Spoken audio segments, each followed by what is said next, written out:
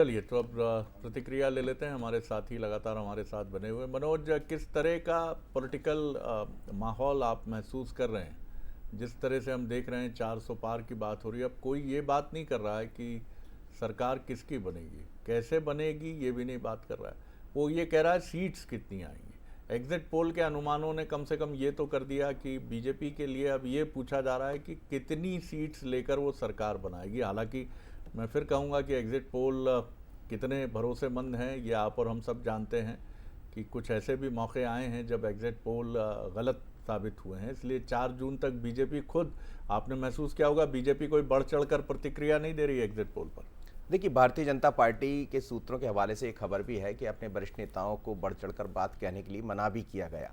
ये कहा गया कि 4 को जब नतीजे आएंगे तो बहुत स्पष्ट हो जाएगा। और जब हम और आप आपसे बात कर रहे हैं तो भारतीय जनता पार्टी की एक बड़ी बैठक भी चल रही है जेपी नड्डा के निवास पर, जिसमें अमित शाह भी मौजूद है, तरुण चुग भी है, बीएल संतोष भी है।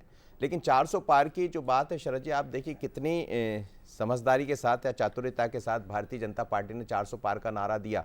मैं प्रियंका गांधी को सुन रहा था, वो उन्होंने भी सवाल खड़े किए, शायद होगा वो बयान तो हम सुनवा भी पाएंगे, जिसमें उन्होंने कहा कि 400 पार आया कहाँ से। एग्जिट पोल भी उसी तरफ इशारा कर रहा है, उससे पहले भारतीय जनता पार्टी।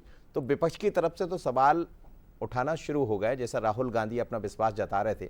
लेकिन 400 पार को लेकर बीजेपी ने अपनी एक तैयारियां की और बहुत पहले से 400 पार का नारा देते हुए जनता के मन में ये बात शायद कहीं वो बिठा पाए, एग्जिट पोल पर विश्वास करें तो, कि हम 400 लेकर आएंगे। एक बड़ा लक्ष्य हमेशा शरद जी लेकर चलना चाहिए। और जब कभी बात होती है, आप देखिए कितना, जैसा आपने भी कहा, कितनी चीजें बदल गई। पहले बात इस पर होती थी कि सत्ता किसकी आएगी, अब बात इस पर हो रही कि ज्यादा अंक किसके आएंगे।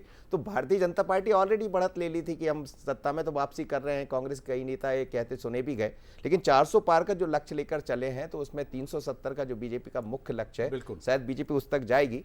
लेकिन इंतजार करना चाहिए। राहुल गांधी का अपना 295 का विश्वास है। कल मल्लिकार्जुन खड़गे ने भी यही कहा था और उसके बाद जब मीडिया के सामने आया वो यही कहे। लेकिन प्रियंका गांधी का बयान यदि होगा कहीं तो हम जरूर सुनवाएंगे, जिसमें वो ये कह रही है कि 400 पार आया कहां से, तो उस पर भी सवाल खड़े किए गए।